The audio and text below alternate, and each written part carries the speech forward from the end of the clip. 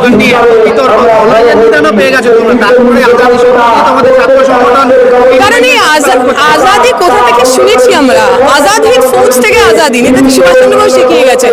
চন্দ্রশেখর আজাদ নিজের surname drop করে আজাদ লিখেছিলেন, সেইখান থেকে আমরা আজাদি শিখেছি। ভগৎ সিং আমাদের আজাদির কথা শিখিয়ে গেছেন, ক্ষুদিরাম আমাদের আজাদির কথা শিখিয়ে গেছেন। আজাদি মানে কি? মুক্তি, যে কোনো শৃঙ্খলা থেকে মুক্তি পাওয়া, স্বাধীনতা পাওয়া।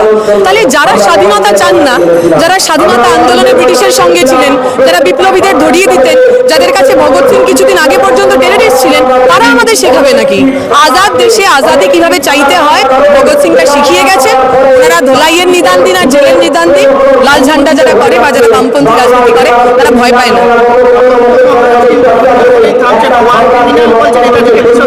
প্রথমত উনি কোথাকার মহারাজ?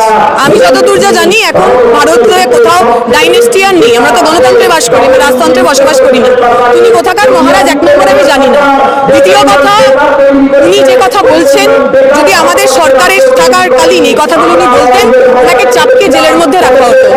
এমন দেশপ্রেমীদের সরকার পশ্চিমবঙ্গের মানুষ নিয়ে এসেছেন, এমন দেশপ্রেমীদের সরকার ইন্ডিয়ার মানে ভারতে বসে রয়েছে যে তারা এইরকম একটা লোককে, এমন একজন মানুষকে রাজ্যসভায় পাঠান, যারা নেতাজির মতো সারা পৃথিবীতে, সারা দেশকে যিনি ভারতের নাম নিয়ে গেছেন স্বাধীনতার সংগ্রামে, যার ভূমিকা মানে লিখে শেষ করা যাবে না, সেই মানুষ সম্পর্কে যিনি এরকম কথা বলতে পারেন, তিনি এখনো তো জেলের মধ্যে নেই।